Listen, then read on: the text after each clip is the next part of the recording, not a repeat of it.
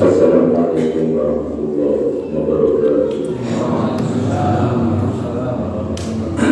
Alhamdulillah rabbil alamin. Asyhadu an la ilaha illallah wahdahu la syarika lahu wa asyhadu anna Muhammadan abduhu wa rasuluh. Allahumma shalli ala Muhammad wa ala ali Muhammad. Alhamdulillah rabbil alamin. Pagi subuh di 2 Ramadan Allah memberikan rahmat dengan turunnya hujan. Mudah-mudahan ini memberikan kesejukan, memberikan kemudahan dalam kita beribadah puasa pada hari ini.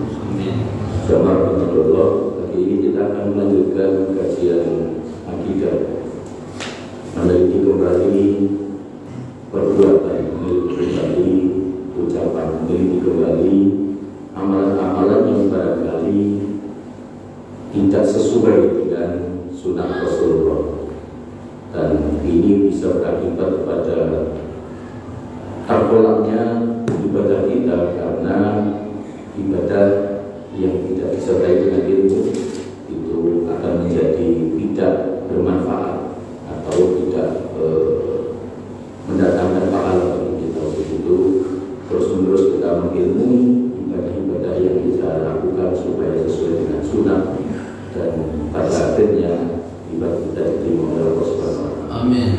Pada hari ini bersama kita Ustaz Sulaiman Ahmad, kita awali dengan bersama baca basmalah. Bismillahirrahmanirrahim.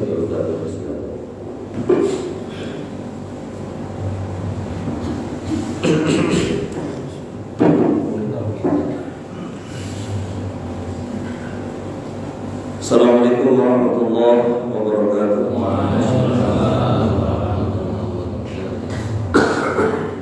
Bismillahirrahmanirrahim.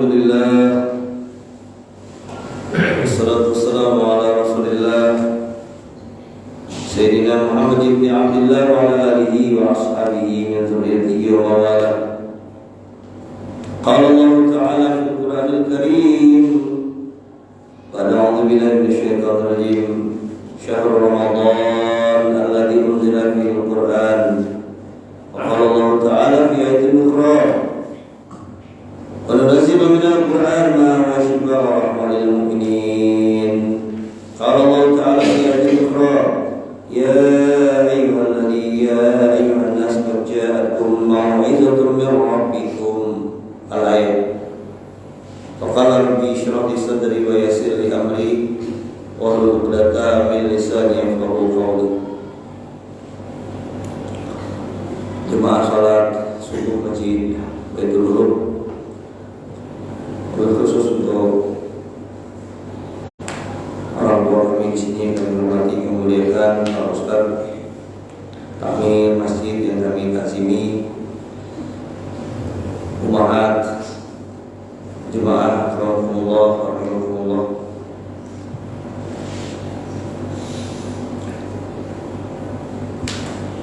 Allah Subhanahu wa Ta'ala dalam beberapa ayat menerangkan bahwa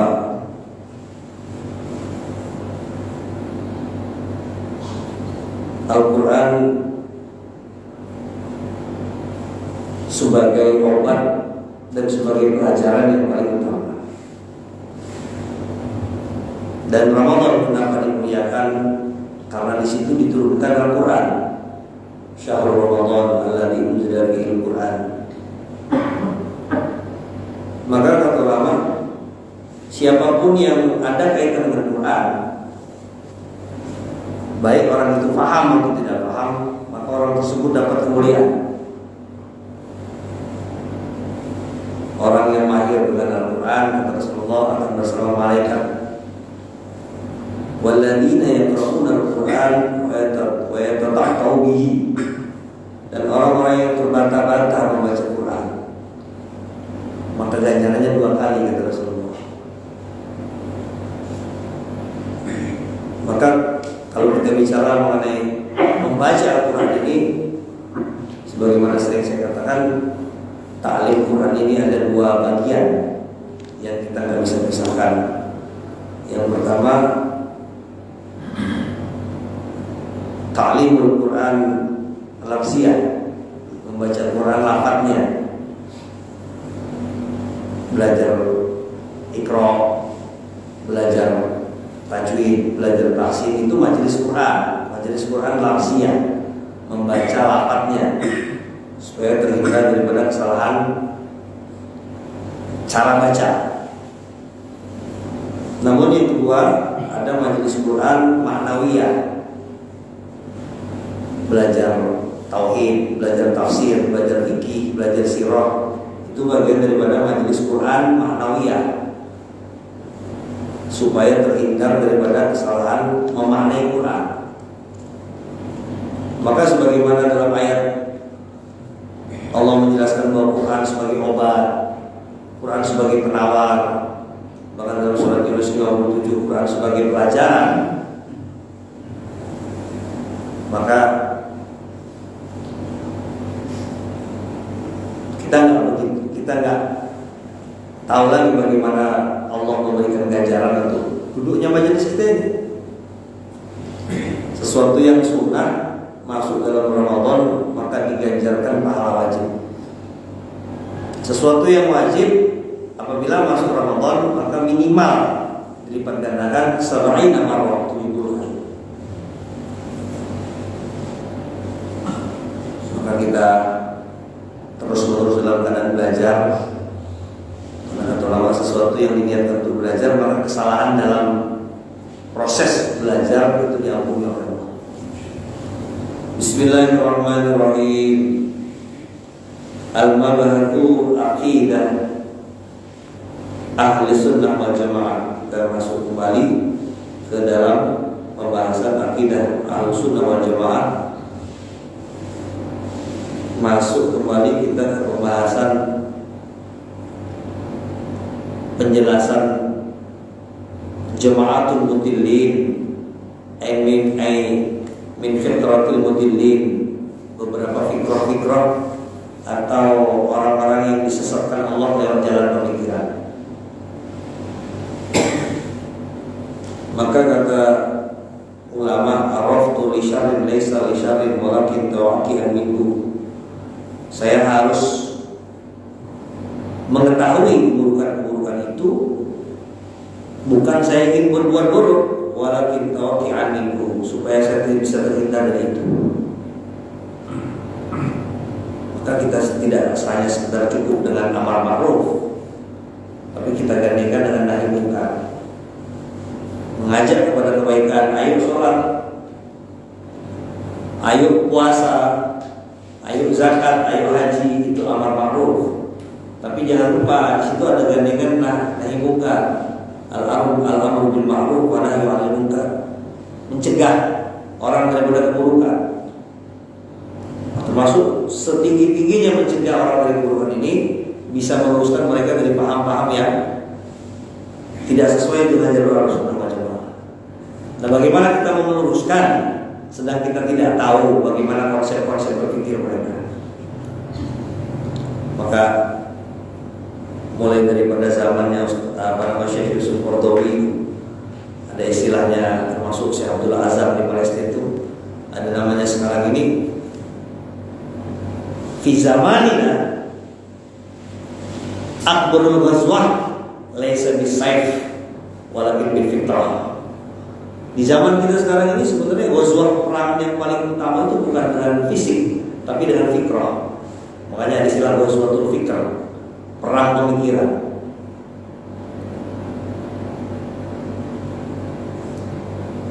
Bahkan kalau kata Habib Rizik, kalau satu orang bisa menembak satu orang musuh, maka ini efeknya paling masuk ke tubuh satu orang musuh. Tapi kalau kita bisa menembak pemikiran-pemikiran manusia, maka yang efeknya ini bukan satu orang, tapi bisa jutaan orang terluruskan dengan akidah yang baik. Bismillahirrahmanirrahim.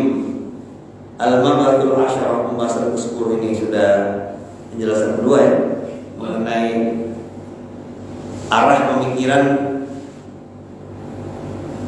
Firqatul Mu'tazilah, orang-orang dari kalangan Mu'tazilah.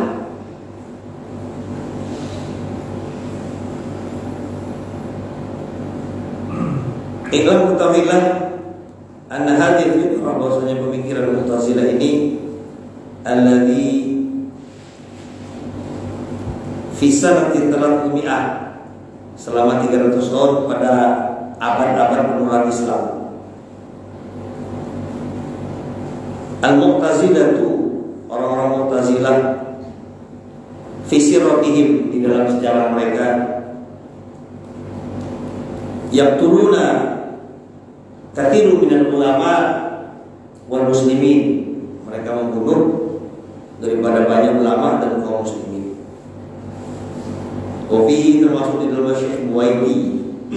Syekh Buaiti ini termasuk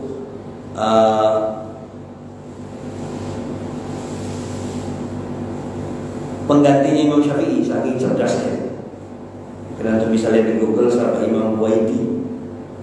Bagus nih kalau ada punya anak laki dikasih nama itu ya nama-nama ulama. Syekh Buaiti alladhi masyhur fil waqi, yang sangat terkenal dalam peristiwa, yaitu Al-Quran makhluk. Al-Imam Ahmad bin Hanbal alladhi yabna al-mazhab Hambali, Imam Ahmad bin Hanbal pun beliau tidak lepas daripada siksaan dalam penjara 15 sanawat, 15 tahun. Lidzalika hadzal mauqif, dikarenakan peristiwa ini.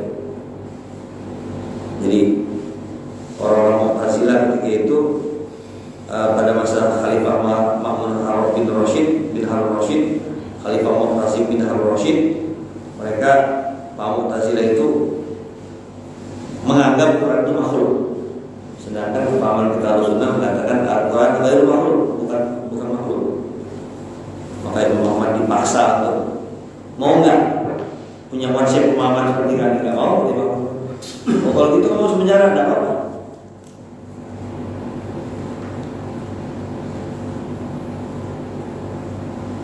Hadhihi fikrah, pemikiran ini muntasyirun, tersebar sekitar abad-abad ketiga Rabi' wal Khamis Hijriah. Awal-awal abad ketiga, abad keempat, abad kelima Hijriah itu sudah masuk pemahaman Mu'tazilah. I'tizal, mereka itu menyendiri dari pemahaman yang kebanyakan ulama. Ya, termasuk, saya minta maaf ya kalau mungkin di antara saudara muslim kita ini ada yang mengikuti metodenya ormas Muhammadiyah. Kita tidak menyalahkan, memang semua punya dalil. Hanya kalau ditanya sebenarnya kata Ustaz semua baik ya, baik ru'yatul hisab maupun ru'yatul hilal. Kalau kita kan baik ru'yatul hilal. Cuman yang paling baik adalah Ustaz. Ustaz ikut puasanya itu Muhammadiyah, di luar itu nggak ada yang Muhammadiyah. Nah, kalau terjadi perbedaan seperti ini, ya alhamdulillah ya, kalau sama ya. Kemarin kita beda. Ustaz pilihnya yang mana? Termasuk ini saya bincangkan juga dengan salah seorang petinggi Muhammadiyah. Tapi kita tidak bisa menyalahkan ya. Ini supaya berbagi fikir. Saya bilang ada hadis dalam riwayat Imam Nasir Hakim, idza ra'aitum ikhtilafan 'alaikum bisawadil azam. Kalau kalian lihat ada perbedaan pendapat, maka ikutilah pendapat ulama mayoritas. Ini perintah Rasulullah. Hadis sahih. Dalam hal apa saja, kalau ada ikhtilaf fikih dan terjadi kebingungan, kita ambil yang mayoritas. Dan di seluruh dunia ini mayoritas di atas 90% mengambil cara mengetahui Ramadan dan Syawal dengan menggunakan ru'yatul hilal. Nah, begitu juga ini paham Mu'tazilah, mereka paham menyendiri. Ketika ulama-ulama Ahlussunnah mengatakan Quran bukan makhluk, tapi mereka mengatakan Quran makhluk, maka orang-orang yang tidak sepaham olehnya dipenjara, termasuk Imam Ahmad bin Hanbal. Hadil fikrah, pemikiran ini Abdullah sampai sekarang tahun 1378 Hijriah atau 1927 Masehi yantasyiruna ila menyebar ke umum umat Islam, bahkan sampai ke Indonesia. Jadi sekarang ada fakultasnya di UIN, nama mata pelajarannya Tafsir Hermeneutika. Saya punya santri, dia selesai MPDI di UIN, sekarang mengelola pesantren di Korpi. Dia tanya sama saya, ini apa Ustaz? Waktu di awal ngambil magisternya itu, apa Ustaz tafsir hermeneutika? Saya tanya-tanya, ternyata menggabungkan beberapa pemikiran-pemikiran pastor-pastor dan pendeta-pendeta. Jadi mereka mengatakan ini lebih real, karena Nasrani ini kan agama yang lebih dahulu daripada Islam. Ini arah pikir Mu'tazilah pun nanti sebagian arah pikiran, tapi memang mereka nggak ngakui. Saya paham Mu'tazilah tidak, tapi fikrah mereka sebagian diambil oleh orang-orang liberal. Nanti lihat cirinya bagaimana. Nah, setelah kita mengetahui ciri, baru kita nanti bagaimana prakteknya gitu. Karena kita tidak akan bisa menjaga kalau kita tidak tahu cirinya dulu. Ciri-ciri orang yang kena COVID,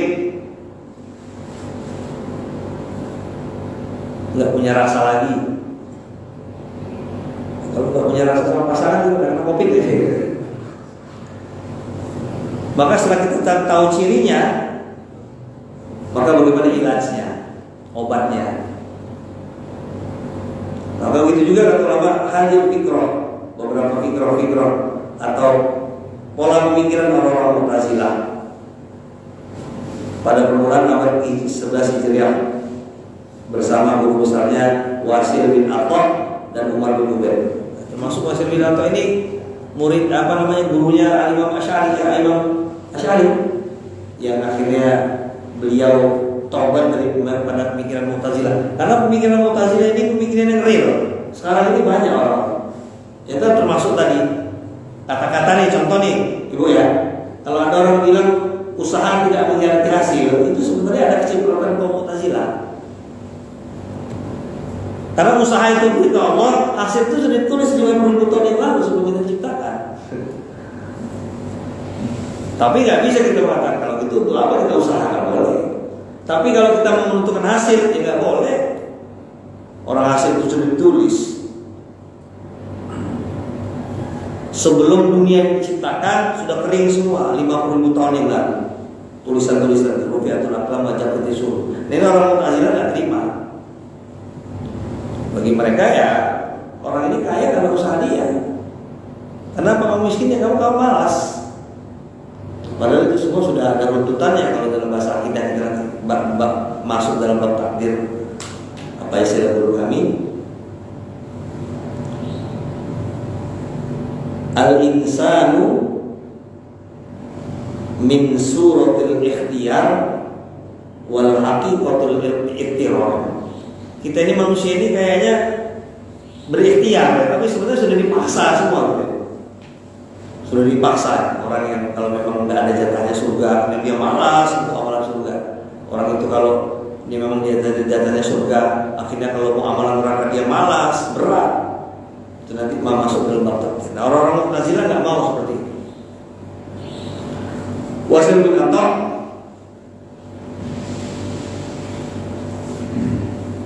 termasuk penggagas pemikiran-pemikiran Mu'tazilah.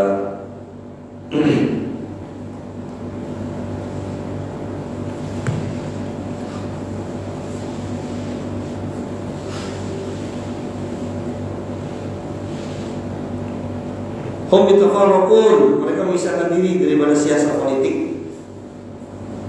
Jadi orang-orang Mu'tazilah ini karena dengan alasan kami ini pengen membersihkan diri, akhirnya mereka i'tizal. Pokoknya kalau ada urusan politik itu mereka ikut. Tapi bukan kita itu mengadu domba dalam politik. Maka sampai MUI kan sudah fatwakan, jangan golput. Kita punya hak pilih. Nah, seperti sekarang ini banyak beberapa mereka yang mengatakan, kenapa kok susah-susah milih? pemimpin dengan cara yang tidak Islami, dia bilang. Dia mengatakan demokrasi itu sistem togut segala macam. Alhamdulillah misalnya ya. Mereka memisahkan diri daripada siasatul mutafarriqun ahli siasah. Mereka menyisihkan diri dengan mereka pakai perkataan-perkataan politik itu. Abu Huzair Al-Alaf, Ibrahim Ayyasar, ini orang-orang tinggi-tinggi daripada Mu'tazilah. Baik. Kemudian masuk kita kepada apa sih sebenarnya poin inti-inti mereka ini. Bunyanul fiqrah ala mudillatil Mu'tazilah. Sebenarnya fondasi pemikiran orang Mu'tazilah itu apa? Yang pertama, mereka mendudukan akal sebagai jalan. Orang Mu'tazilah ini mendudukan akal sebagai jalan.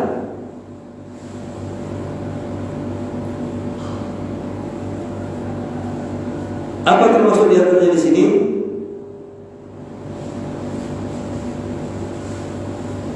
Taqdimul akli minan akli. Orang-orang Mu'tazilah ini mereka selalu mendahulukan akal daripada nakli. Nakli ini Quran dan hadis. Wa idza kana muqaddamatun bil akli, kalau sekiranya ada satu pembahasan itu yang kira-kira akalnya lebih dominan, ta'akhara Al-Quran, ta'akhara hadis. Kalau kira-kira akal yang dominan, maka mereka mengatakan kami harus belakangkan Quran hadis, kami berdua akal. Ini pendapat mereka.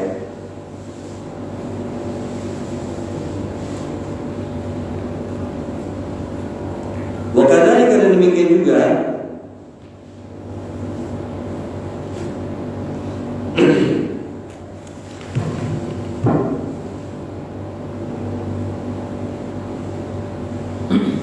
min fikrihim, termasuk di dalam pembahasan mereka seperti mana orang liberal sekarang, mereka lebih mendahulukan maslahatul akli min dalil akli, maslahat akal. Makanya ada orang liberal sekarang ini sempat mengusulkan pemerintah Saudi. Mereka mengatakan kalau usul kami haji itu jangan di bulan Dzulhijjah, dengan alasan kalau haji di bulan Dzulhijjah nanti numpuk-numpuk, apalagi di terowongan Mina. Nanti kan udah berapa kali ya kejadian terowongan Mina itu ya, itu namanya sempit-sempitan di situ, mengakibatkan kematian. Maka usul kami, kata orang Mu'tazilah, orang liberal, orang yang tak dimenakli itu, usul kami buat haji itu sepanjang tahun aja. Apalagi kan memang umroh dengan haji ini cuma beda di mana, Pak? Ada yang sudah pernah umroh? Apa bedanya haji dan umroh? Bedanya apa? Pikir sama. Wukuf di Arafah. Dan kalau kata musbah, wukuf di Arafah itu nggak usah berjemur berjam-jam. Wukuf itu cuma berhenti aja itu. Di mana tempat wukuf kita? Di Jabal Rahmah atau Jabal Nur? Jabal Rahmah. Cuman kalau saya ambil bahasa Arab sekarang, ngejebak sebentar aja sebenarnya. Yang saya lihatin foto saya sama BBC gitu, itu sebenarnya bukan wukuf itu, cuma begini aja, wukuf di Arafah jadi haji, bisa haji. Cuma beda itu kok, kata orang Mu'tazilah. Maka saya usulkan, saya dorong kepada, nggak tahu, mudah-mudahan, tapi insya Allah nggak. Karena pemerintah Saudi kan sudah agak condong liberal, makanya mereka sekarang bebaskan perempuan boleh bawa mobil segala macam, bahkan perempuan boleh kerja, udah nggak wajib lagi pakai cadar di Saudi sana. Sekarang saya tanya, kalau orang-orang yang awam dan nggak berpikir pada dalil, cocok nggak kira-kira pemikiran Mu'tazilah? Cocok, bukan sekedar cocok banget. Iya juga ya. Haji tumpuk-tumpuk, apalagi sekarang berapa daftar tunggu kita? Lampung berapa tahun? Iya, minimal 25 tahun. Iya juga ya. cocok-cocok ini. Kalau kita dukung. Jadi yang pertama mereka takdimun akli minal akli, yang kedua mereka apa? Melihat takdimul maslahat minal akliyah. Mereka mendahulukan maslahat. Kalau kira-kira maslahat, kira-kira memang ada kebaikannya, ya udah. Dalil sore dong. Demikian orang Mu'tazilah seperti itu.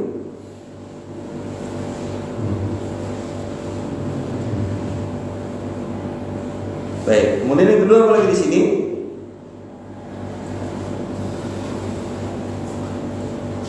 Al-aqlu Mu'tazilah, orang-orang Mu'tazilah ini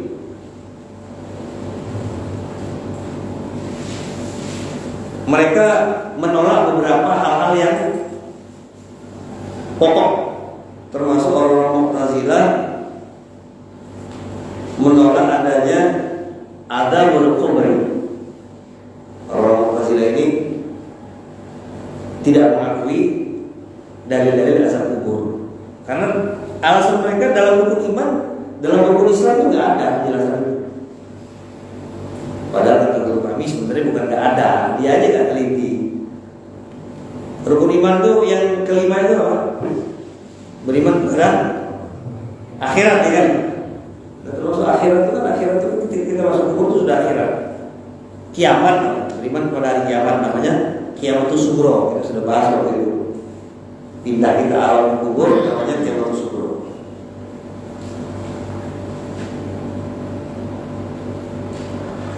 Walidayka, dan karenanya mereka seperti ini, orang Mu'tazilah dalam Quran ketika mereka menafsirkan Quran, taqdimul aqli minan naqli hum yatadabbarun, mereka berputar memutar-mutarkan ayat Quran dan hadis sesuai dengan akal mereka.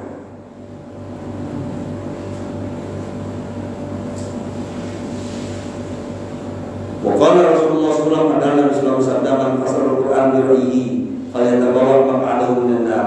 Imam Tirmidzi dan Imam Nasa'i di Sahih meriwayatkan Nabi sallallahu alaihi wasallam man fasara Al-Quran bi ra'yihi, barang siapa menafsirkan Al-Quran dengan akalnya, falyatabawa maq'adahu minan nar, maka silakan ambil tempatnya di neraka. Suruh bukti.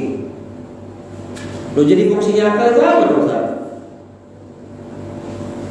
Karena akal ini sebagai pembimbing kita, ya. Tapi fungsi akal itu adalah mengikuti dalil. Memang contoh nggak usah jauh-jauh. Memang di antara banyak hikmah syariat ini muafik, cocok dengan akal. Secara kesehatan contohnya nggak usah jauh-jauh. Puasa, ahli-ahli barat bahkan meneliti bahwa orang-orang yang mengosongkan perutnya 13-16 jam itu, maka sel-sel itu akan menggerogoti penyakit-penyakit yang ada. Jadi mereka nggak lihat Quran, cocok berarti dengan puasa, dengan ilmiah. Begitu juga ketika Allah menganjurkan zakat, lebih cocok lagi untuk masyarakat. Iya, tapi nggak berhenti di sini. Namanya agama itu mau dia muafik ini akli, mau dia iktiraf ini akli, mau bertentangan dengan akal, tapi ikut. Mana contohnya? Ya banyak. Dalam wudu, ketika kita kentut kan wudu. Ya, saya tanya sama yang di belakang. Siapa namanya deh? Hah? Faris. Kalau kamu kentut terus masuk sholat, wudu nggak? Wudu ya. Kamu wudu itu ada nggak rukun wudu itu membasuh pantat? Padahal yang salah pas kamu kentut siapa? Tapi kenapa kok pantat nggak dibasuh? Kecuali kalau kamu kentutnya keluar kuahnya. Kenapa? Itulah namanya agama. Ya, namanya agama. Namanya agama seperti itu. Kadang-kadang ada hal-hal di mana kita harus mauqif. Nggak boleh tanya, kenapa kok gini? Nggak boleh tanya. Sama seperti bilangan-bilangan sholat itu. Bilangan sholat itu ya tetap subuh 2 nggak boleh tambah, nggak boleh kurang. Maghrib 3 nggak boleh tambah. Kalau kita tanya kenapa kok begitu, ya nggak boleh. Nah, begitu juga agama ini. Orang-orang Mu'tazilah mereka berpendapat akal mereka harus dahulu. Baik. Kemudian saya ambil daripada penjelasan ulama yang lainnya di sini.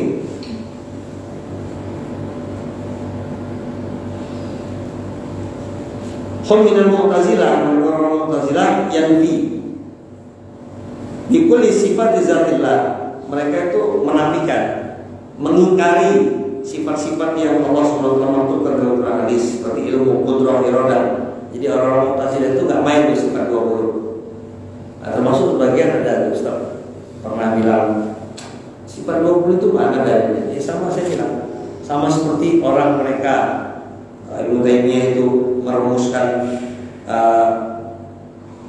akidah itu yang 3 itu, asma wa sifat itu, tauhid salasah itu, akidah salasah itu, namanya tauhid uluhiyah, rububiyah, semua sifat itu kan nggak ada dari langit daripada Quran hadis, cuman rumusan. Nah seperti itu juga Imam Asy'ari, makanya kalau kita TPA itu suruh ngapalin tuh ustaz-ustaz TPA sifat 20, wujud, qidam, baqa, khalafatul lil awalin, itu semua daripada Asmaul Husna. Nah orang Mu'tazilah nggak mau terima itu. Mereka menganggap Allah itu tidak ada sifat-sifat seperti itu. Ya Allah ya Allah. Padahal Allah sendiri dalam banyak Quran mensifati Wallahul khaliqul bari'ul musawwirul asmaul husna. Itu sifat-sifat Allah. Pendapat ini disanggah orang-orang Ahlussunnah wal Jamaah yang mengatakan li'anna sifatullah zahara fil Quran hadis. Kedua, orang-orang Mu'tazilah mereka itu percaya juga dengan iradah, takdir. Tapi orang-orang Mu'tazilah ini takdirnya nggak komplit. Ada namanya takdir baqaiyah, ada takdir mutaghayyirah. Contoh bahasa jauh-jauh. Orang-orang Mu'tazilah meyakini bahwa saya jadi laki, ini sudah merupakan takdir nih, pasti duluan jadi laki merupakan takdir. Tapi ketika sudah hal-hal yang akal bisa bermain, contoh istrinya siapa, itu bukan takdir lagi kata orang Mu'tazilah. Kita boleh mimpi kok. Buktinya dia bilang ada orang kawin cerai berapa kali, itu berarti kan boleh mimpi. Ini kata ulama, kalau orang-orang yang pemahaman kodok-kodoknya ini belum pas juga akan ikut pemahaman Mu'tazilah juga ya. Ini juga ya. Masa ya sih sudah jodoh ditetapkan? Padahal menurut akidah Ahlussunnah wal Jamaah itu sesuatu yang dalam Quran itu loh, 4 bulan itu jodohnya, mautnya, rezekinya, celakanya, bahagianya. Sudah kita bahas ini, insya Allah kita akan masuk lagi ke takdir. Rasulullah pernah membawa kitab, ditanya ini kitab apa ya Rasulullah? Ini yang sebelah kanan nama penduduk surga, nama ayahnya dari suku mana, nggak akan bisa ditambah, dikurang sampai dari kemana. Yang di sebelah itu kitab apa ya Rasulullah? Ini tulisan ahli neraka, nama dia, nama bapaknya, nama sukunya, nggak bisa ditambah, nggak bisa dikurang dari kemana. Maka sering saya sampaikan sama jemaah saya supaya istri itu tenang, terutama dalam hal-hal yang kaitan dengan ayat kebolehan poligami ya. Ada cerita. Ini saya dengarnya jangan ngantuk ya. Ada tulisan di ulama-ulama Arab Saudi. Ada suami nggak pulang nih, bahasa Arabnya. Fi aina ghibta ya habibi. Qad ghabat yaumaini. Maka kata suaminya, la tahzan ya zaujati. Kemana kamu 2 hari kok nggak pulang, kemana? Maka kata suaminya, la tahzan, ana la al maharami Allah. Kata si suaminya, kamu tenang aja istriku. Saya pokoknya 2 hari nggak kelihatan, saya nggak akan melakukan perkara-perkara yang haram nggak. Maka istrinya bilang, justru saya khawatir kalau kamu melakukan perkara yang halal. Paham maksudnya?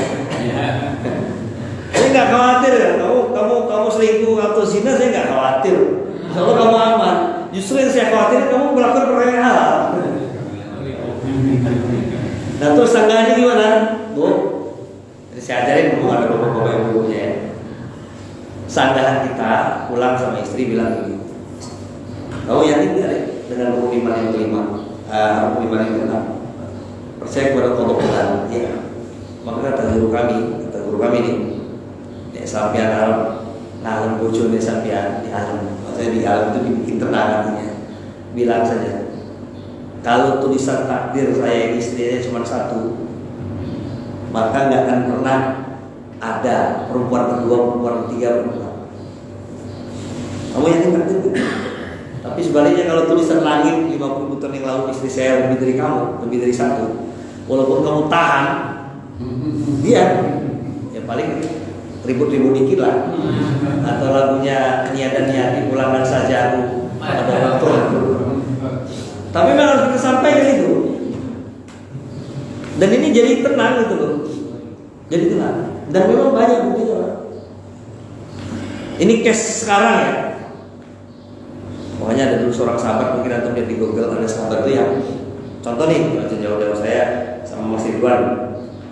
Saya bilang, Mas Ridwan, saya itu anaknya bapak itu solehah, itu cantik. Tolong sih lamarin. Ada sahabat begitu, lamarin saya dengan anak bapak itu. Ya sudah, cerita saya ini temannya ini seorang sahabat tuh, Abdullah, sama satu lagi siapa namanya lupa. Cerita saya ini utusannya sahabat saya begini, sahabat saya itu baik begini. Maka kata si bapaknya itu, biasanya orang kalau menceritakan kebaikan temannya, maka dia yang lebih baik dari teman. Maka setelah saya perhatikan, kayaknya lebih cocok untuk nikah dengan anak saya bukan dia tapi kamu. Qadarullah mau juga sahabat. Rabi ya kita kawin. Sudah berlalu berapa lama, pulang. Ya minta maaf lah. Kalau kita kan segocohan gitu kan. Apa kata sahabat? Bagaimana saya harus bersedih terhadap takdir yang sudah Allah tetapkan untuk kamu? Itu sahabat kayak gitu.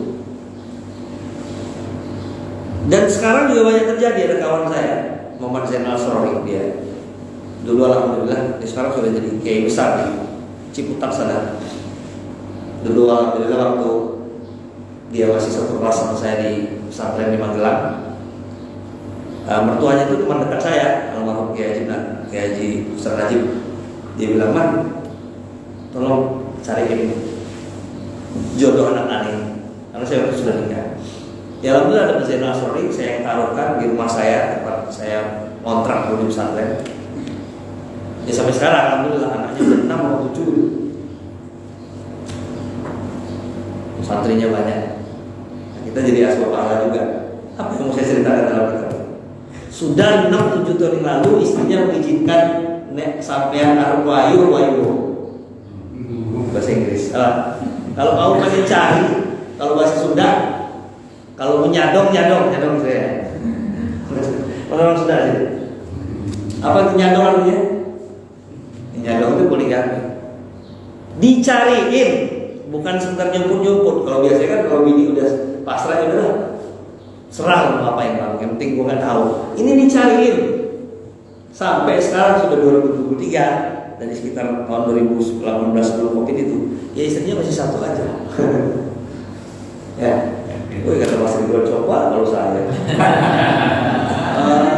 Nggak pernah 2 kali. Artinya kan seperti itu. Nah orang kaum Mu'tazilah itu kita kembalikan. Mereka nggak mau seperti itu. Makanya ada istilah, apalagi kalau kami istilah semua akan indah pada waktunya. Itu dalam Bible itu. Semua akan indah pada waktunya. Usaha tidak mengkhianati hasil. Itu salah. Usaha itu syariat sendiri, hasil itu ketentuan Allah sendiri. Baik. Apalagi di sini mereka meyakini Allah tidak punya sifat, dan orang-orang Ahlussunnah wal Jamaah mereka meyakini bahwa Allah punya sifat memberikan yang terbaik, ditentang sama Ahlussunnah wal Jamaah. Ini Syekh Wahid tadi, gurunya Imam Asy'ari tadi.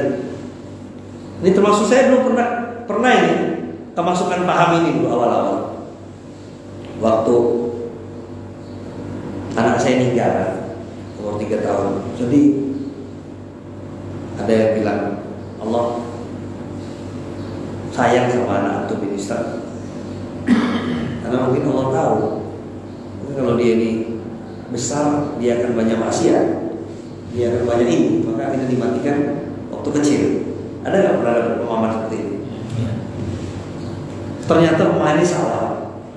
Jadi pemahaman inilah yang dulu didebatkan sama Imam Asy'ari dan Syekh Wahid yang gurunya, tapi pemikiran Mu'tazilahnya nggak diambil sama Imam Asy'ari tadi.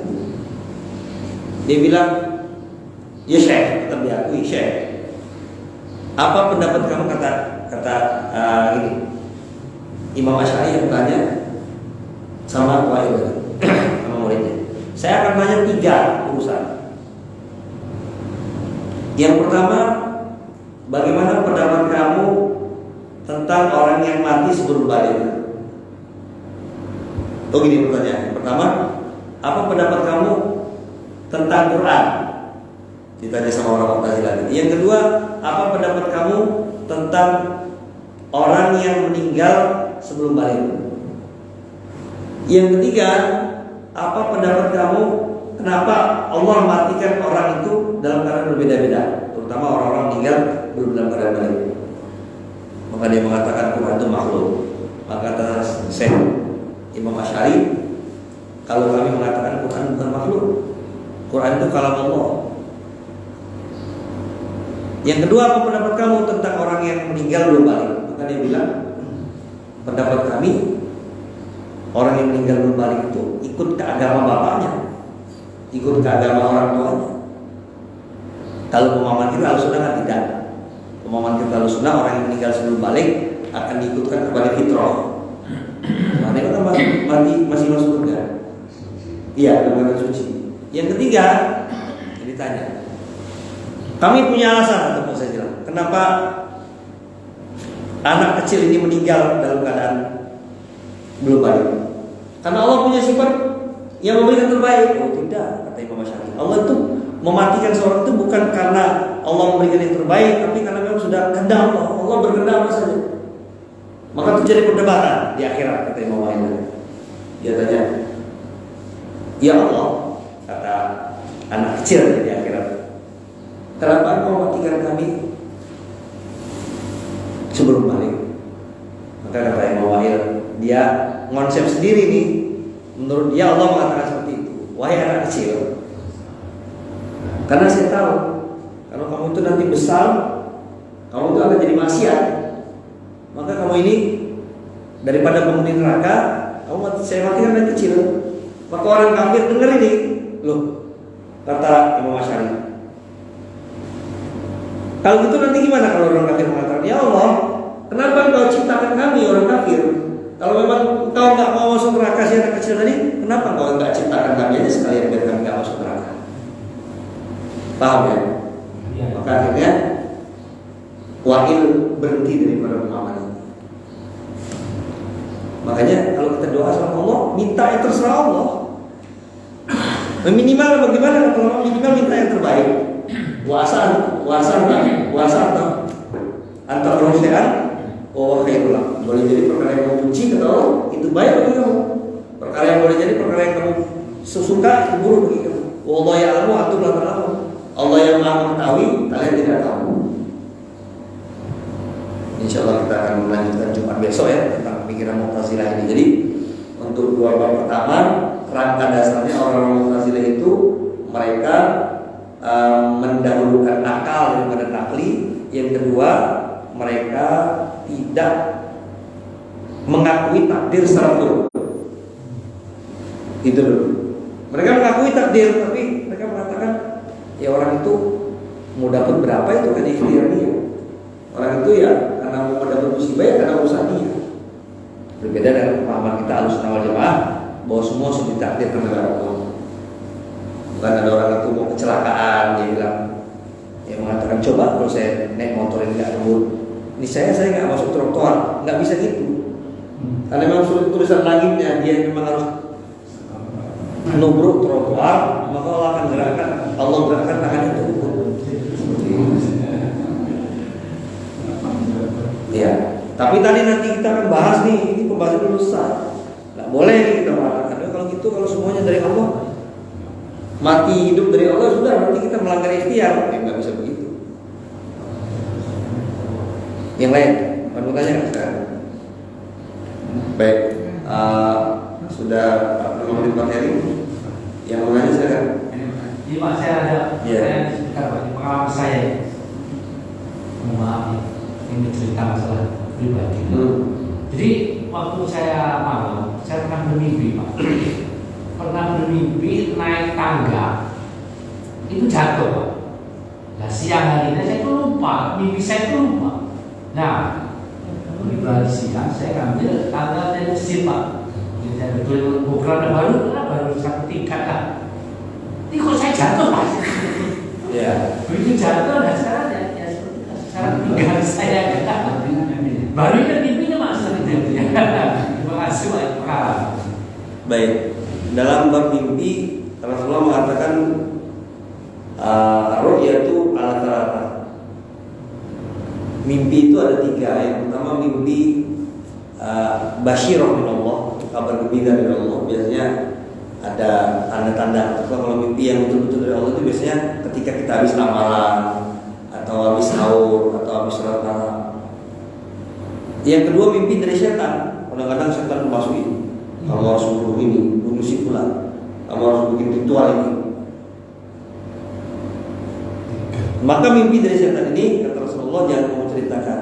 Fa'innahu yadurru, karena sesungguhnya mimpi ini nggak akan bisa membahayakan kamu. Yang ketiga mimpi daripada pemikiran, mimpi daripada bukan hayalan dia. Fokus pemikiran dia hari itu, keinginan dia. Seharian pengen durian tapi lagi buntu, malam-malam gitu. Kalau itu masih mending. Kalau seharian mikirin janda, ada tetangga janda kaya ya kan, kepikiran kesebut nanti keselingkuh malam. Yani katanya, nama saya Yana katanya. Nah, bagaimana yang beliau katakan ya tadi? Kalaupun ada misalnya mimpi kita tuh muafik, cocok ya dengan apa yang alam nyatakan, kita harus kembali kepada hadis tadi. Ya nggak usah, ya memang itu takdir terjadi.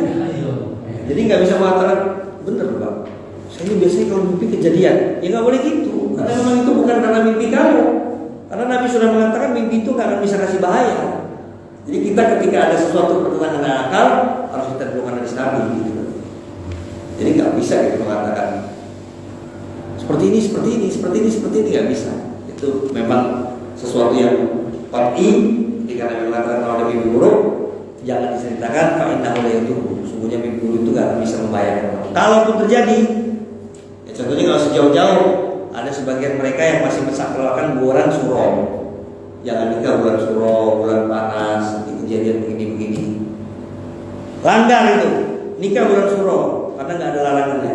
Kok qadarullah ternyata habis nikah bulan suro pegatan, cerai. Jangan rapi, tak kandani toh. Tak kandani.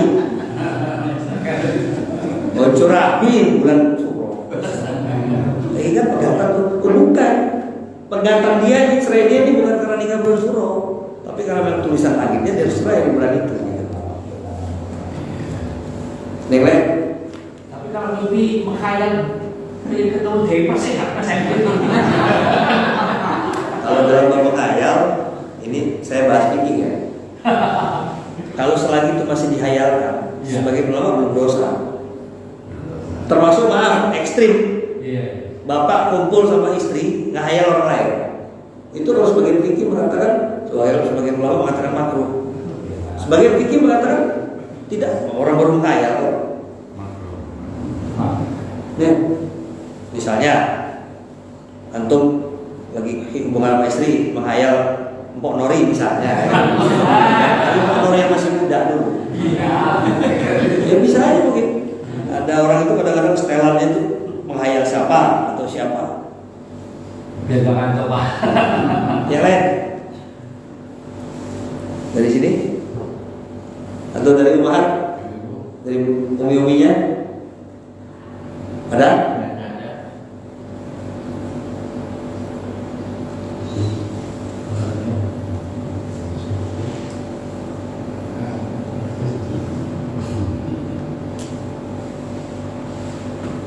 Baik, kalau memang nggak ada saya cukupkan ya soalnya.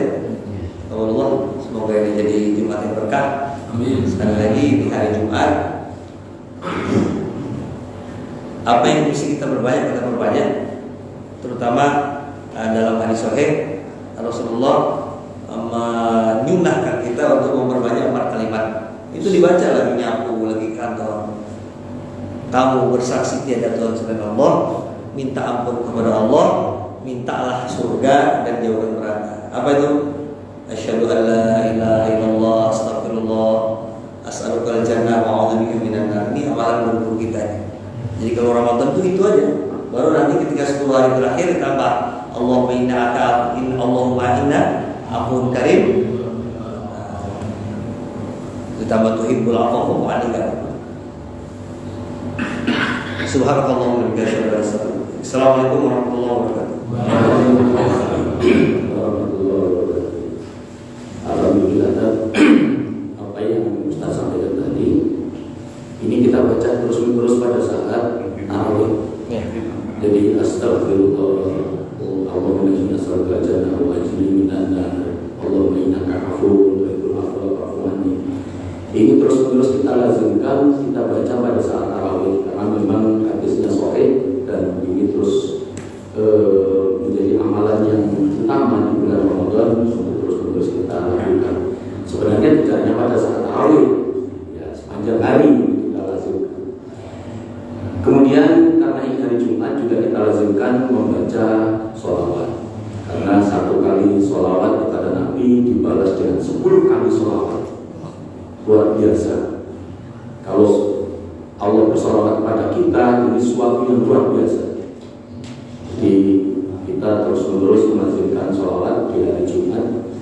Dan satu lagi yang saya dapat ijazah dari YouTube-nya Gus Bahar ini, karena beliau mengijazahkan begini, membaca subhanallahi subhanallah bihamdi adada khalqi wa ridwan nafsi wa zinata arsy wa midada kalimati.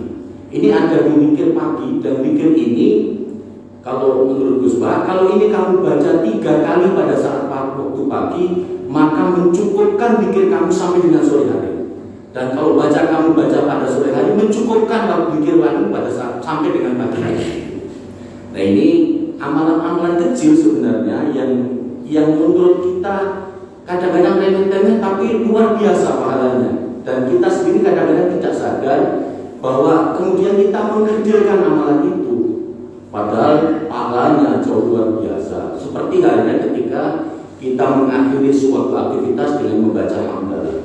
Hanya Allah yang bisa, hanya Allah yang tahu besarnya balasan dari bacaan hamdalah itu. Itu hal-hal kecil yang harus kita lazimkan ketika kita membaca zikir, dan kita yakini zikir itu sebagai sebuah amalan yang insya Allah mendatangkan kebaikan yang luar biasa kepada kita.